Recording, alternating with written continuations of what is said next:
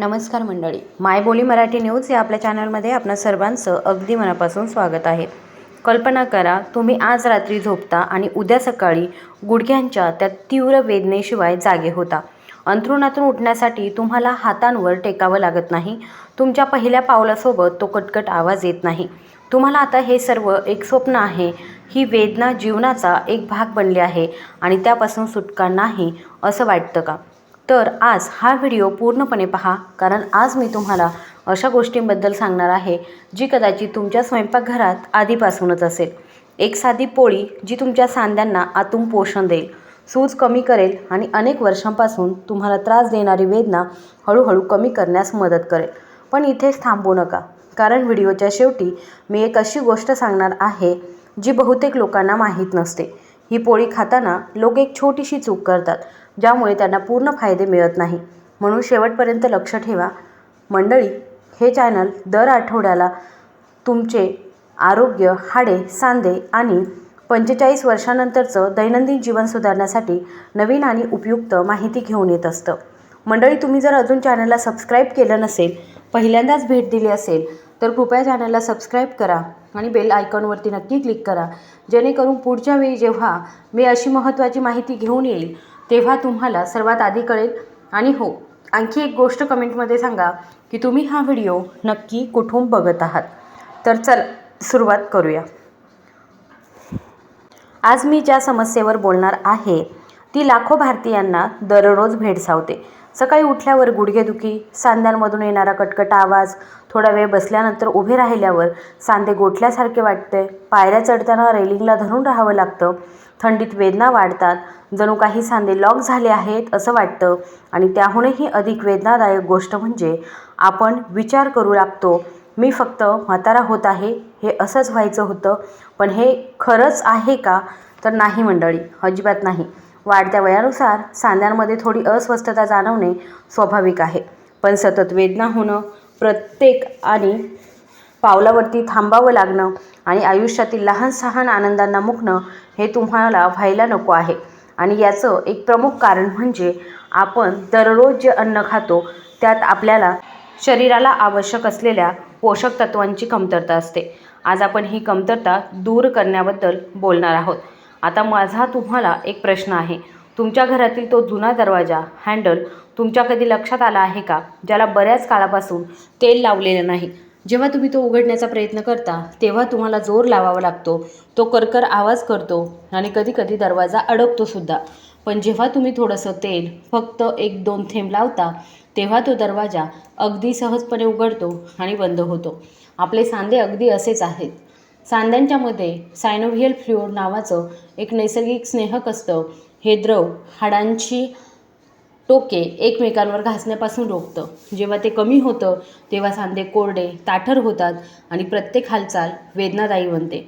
या व्यतिरिक्त वाढत्या वयानुसार शरीरात आणखी एक गोष्ट घडते, ती म्हणजे अंतर्गत सूज. ही सूज दिसत नाही, पण ती सांध्यांना आतून उबदार ठेवते. त्यामुळे हलकी जळजळ होते, ज्यामुळे वेदना परत येतात. म्हणून जोपर्यंत आपण या 2 समस्यांवरती उपाय करत नाही, कमी झालेलं स्नेहन आणि अंतर्गत सूज, तोपर्यंत कोणतंही वेदनाशामक औषध फक्त काही तासांसाठीच आराम देईल, पण खरी समस्या तशीच राहील. आणि इथेच आजच्या रोटीची भूमिका येते. मंडळी, ही रोटी औषध नाही, ही काही जादू नाही. हा फक्त एक आहार आहे, ज्यामध्ये तुमच्या सांध्यांना आवश्यक असलेले सर्व घटक आहेत. आणि सर्वात चांगली गोष्ट म्हणजे हे सर्व तुमच्या स्वयंपाकघरामध्ये आधीपासूनच उपलब्ध आहेत. चला आता एक एक करून समजून घेऊया की या रोटीमध्ये काय काय असतं आणि प्रत्येक घटक काय काय कार्य करतो. पहिला घटक आहे तो म्हणजे जवस. हे एक लहान बी आहे जे अनेक घरांमध्ये आढळतं, पण ते सांध्यांसाठी किती प्रभावी आहे हे फार कमी लोकांना माहीत आहे. जवसामध्ये ओमेगा-3 फॅटी ॲसिड असतात, जे सांध्यांतील अंतर्गत सूज हळूहळू कमी करणारे घटक आहेत.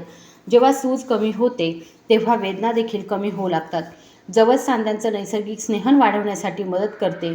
ज्यांना सकाळी सांध्यांमध्ये ताठरपणा जाणवतो, उभं राहताना कटकट आवाज येतो किंवा हातपायांना मुंग्या येतात, त्यांच्यासाठी जवस विशेषतः फायदेशीर आहे. लक्षात ठेवा, एका व्यक्तीसाठी दिवसातून 2 मोठे चमचे जवस पुरेसे आहे. त्यापेक्षा जास्त घेण्याची गरज नाही. आता मला कमेंट करून सांगा की तुम्हाला सकाळी उठल्यावर सांधे ताठरपणाचा अनुभव येतो का? हो किंवा नाही असं लिहा. दुसरा घटक आहे तो म्हणजे ताजी हळद. स्वयंपाकघरातील आपला सर्वात जुना मित्र असलेली हळद शतकानुशतके भारतीय घरांमध्ये वापरली जात आहे. पण केवळ अन्नाचा रंग वाढवण्यासाठीच नाही तर आरोग्यासाठी सुद्धा हळदीमध्ये कर्क्युमिन नावाचं एक संयुग असतं, जे एक नैसर्गिक दाहशामक आहे. म्हणजेच ते थेट सांध्यांमधील अंतर्गत दाह शांत करते. तथापि येथे एक अतिशय महत्त्वाचा मुद्दा असा आहे की हळदीचा उष्णता देणारा प्रभाव असतो, त्यामुळे तिथे जास्त सेवन केल्यास अस्वस्थता येऊ शकते. या रोटीमध्ये आपण फक्त करंगळीच्या पहिल्या पेऱ्या एवढीच ताजी हळद वापरणार आहोत, तेवढी पुरेशी आहे. सुकी हळद पावडरपेक्षा ताजी हळद जास्त प्रभावी असते, त्यामुळे जेव्हा ही ताजी हळद मिळेल तेव्हा तिचाच वापर करा. तिसरा घटक आहे शेंगदाणे. काही लोकांना वाटतं की शेंगदाणे जड असतात, पचनाला जड असतात आणि त्यामुळे वजन वाढतं.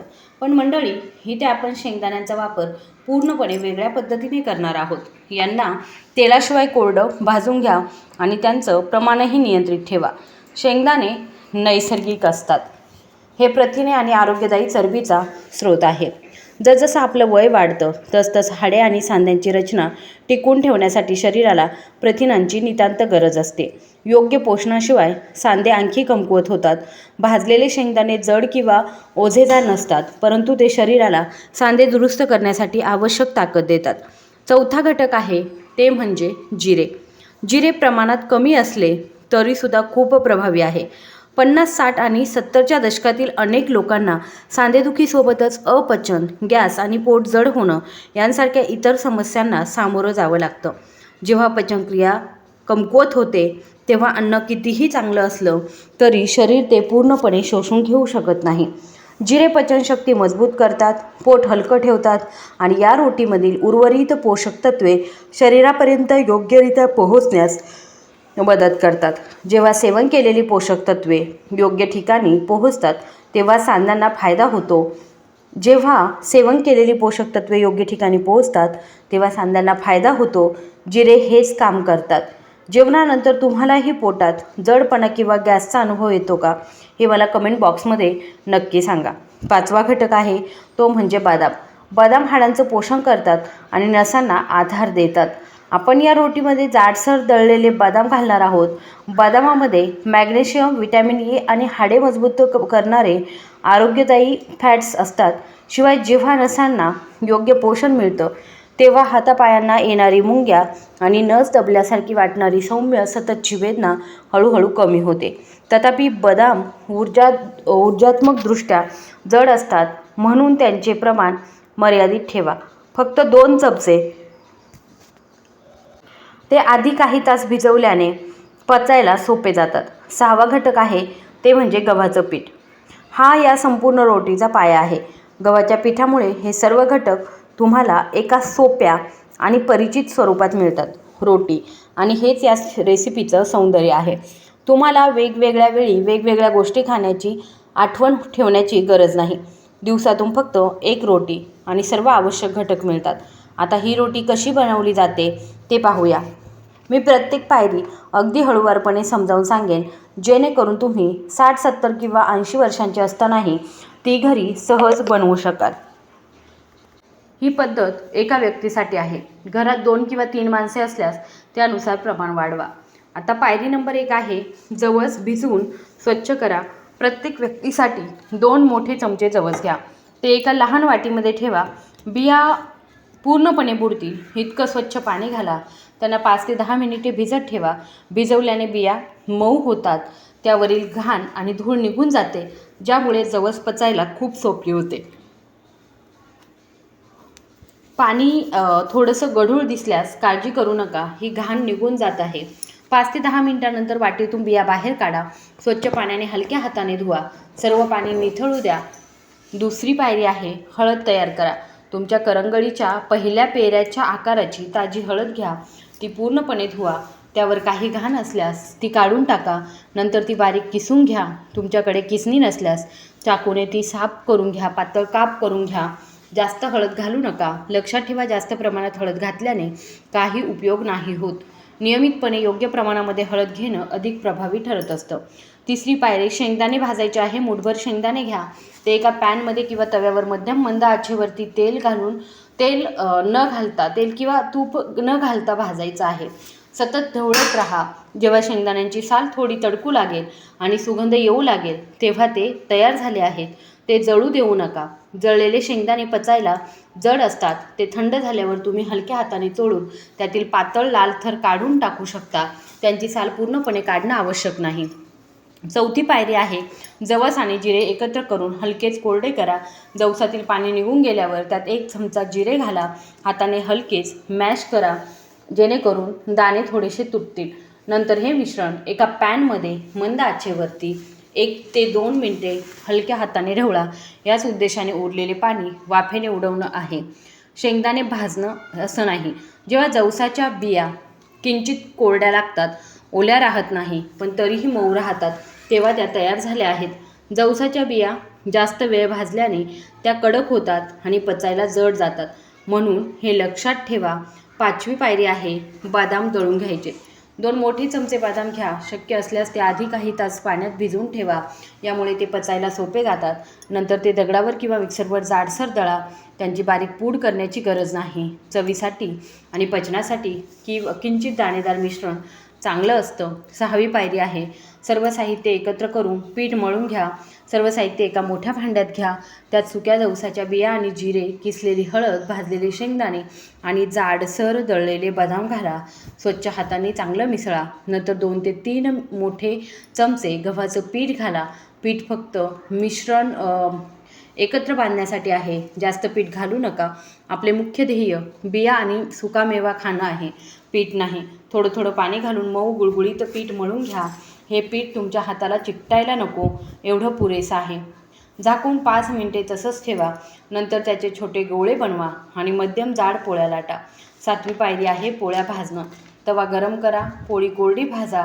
तेलाची गरज नाही. तवा खूप कोरडा वाटल्यास तुम्ही तुपाचा एखादा थेंब लावू शकता. पोळी मऊ होण्यासाठी, तळण्यासाठी नाही. दोन्ही बाजूंनी हलका तपकिरी रंग येईपर्यंत भाजा. त्यापेक्षा जास्त भाजू नका, नाहीतर पोळी कोरडी आणि जड होईल. पोळी ही तयार आहे. आणि आता मी सुरुवातीला सांगितलेला महत्त्वाचा मुद्दा. बहुतेक लोक जी चूक करतात, बरेच लोक ही पोळी रात्रीच्या जेवणात खातात, पण नाश्त्यात किंवा दुपारच्या जेवणात खाल्ल्यास ती सर्वात फायदेशीर ठरते. का? कारण आपली पचनक्रिया सकाळी आणि दुपारी सर्वात जास्त सक्रिय असते. जेव्हा पचनक्रिया जलद असते तेव्हा या सर्व पोषक तत्वांचं शोषण अधिक होतं. रात्री पचनक्रिया मंदावते, मग आपल्याला या पोळीचा पूर्ण फायदा मिळत नाही.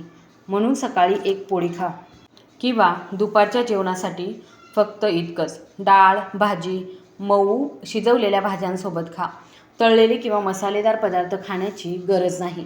मंडळी, आता आपण या रोटीचा फरक दिसण्यासाठी किती वेळ लागेल याबद्दल बोलूया. प्रत्येक व्यक्तीचं शरीर वेगळं असतं, वय वेगवेगळं असतं, वेदनेची तीव्रता वेगवेगळी असते आणि खाण्याच्या सवयीसुद्धा वेगवेगळ्या असतात. पण जे लोक हे नियमित खातात त्यांच्या मते 7 ते 10 दिवसांमध्ये त्यांना सांध्यांमध्ये हलकेपणा जाणवू लागतो. उभं राहणं थोडंसं सोपं होतं. 3 ते 4 आठवड्यांमध्ये वेदना आणि ताठरपणा स्पष्ट दिसू लागतो आणि 2 ते 3 महिन्यांच्या नियमित सरावाने सांध्यांना आतून नवीन ताकद मिळू लागते. पण ही सर्वात महत्त्वाची गोष्ट आहे, नियमितता. 1 दिवस खाल्ले, 2 दिवस चुकवले तर त्याचा काही उपयोग होणार नाही. जसे दाराच्या हँडलला एकदा तेल लावून वर्षानुवर्षे न लावल्यास ते पुन्हा ताठर होतं, त्याचप्रमाणे शरीराला दररोज त्या पोषणाची गरज असते. धीर धरा, नियमित राहा, आपल्या शरीराला वेळ द्या. आता मला तुम्हाला आणखी एक गोष्ट सांगायची आहे. जेव्हा आपण 50, 60, 70 किंवा 80 वर्षांचे होतो तेव्हा आपल्याला अनेकदा पराभूत झाल्यासारखं वाटतं. पुढे काय होईल असा प्रश्न आपल्याला पडतो. हे आपलं वय आहे. पण मंडळी, आपलं शरीर निश्चितच वृद्ध होत आहे, पण ते निष्क्रिय झालेलं नाही. जेव्हा तुम्ही त्यांना योग्य पोषण देता, योग्य पदार्थ खाता आणि दररोज संयमाने त्यांची काळजी घेता, तेव्हा ते प्रतिसाद देऊ लागतात. आज थोडं हलकं वाटतं, उद्या उभं राहणं सोपं जातं, परवा जिना चढण्याची भीती कमी होते आणि काही आठवड्यानंतर कोणाच्याही मदतीशिवाय उठून कामावर जाताना चेहऱ्यावर हसू येतं. हेच खरं आरोग्य आहे. मंडळी, आणखी एक गोष्ट, या रोटीसोबतच जर तुम्ही या छोट्या सवयींकडे लक्ष दिलं तर त्याचे फायदे आणखी मोठे होतील. पहिलं, पाणी दररोज किमान 8 ते 10 ग्लास प्या. सांध्यांमधील ओलावा टिकवून ठेवण्यासाठी शरीराला पाण्याची गरज असते. जेव्हा आपण कमी पाणी पितो तेव्हा सांधे अधिक कोरडे होतात. दुसरं म्हणजे हलकं चालणं. अगदी जोरदार व्यायाम नाही, पण दररोज 15 ते 20 मिनिटे हळू चालणं. यामुळे सांध्यांमधील रक्तप्रवाह सुधारतो आणि त्यांना आवश्यक ऑक्सिजन मिळत असतो. तिसरं म्हणजे सूर्यप्रकाश. सकाळच्या उन्हामध्ये 15 ते 20 मिनिटे घालवा. यामुळे शरीराला व्हिटॅमिन डी तयार करण्यास मदत होते, जे हाडे आणि सांध्यांसाठी आवश्यक आहे. चौथं म्हणजे तळलेले पदार्थ आणि अतिरिक्त गोड पदार्थ खाणं मर्यादित करा. हे पदार्थ शरीरातील दाह वाढवतात आणि आपण जो दाह कमी करण्याचा प्रयत्न करत आहोत ते आणखी वाढवतात. आता कमेंटमध्ये आणखी एक गोष्ट सांगा. जर तुम्हाला ही माहिती उपयुक्त वाटली असेल तर उपयुक्त असं लिहा आणि तुमचं वय काय आहे ते मला नक्की सांगा. तुम्हाला हा व्हिडिओ कसा वाटला हे सुद्धा कमेंट बॉक्समध्ये नक्की सांगा. चॅनलला अजूनही सबस्क्राईब केलं नसेल तर कृपया चॅनलला सबस्क्राईब करायला विसरू नका. धन्यवाद.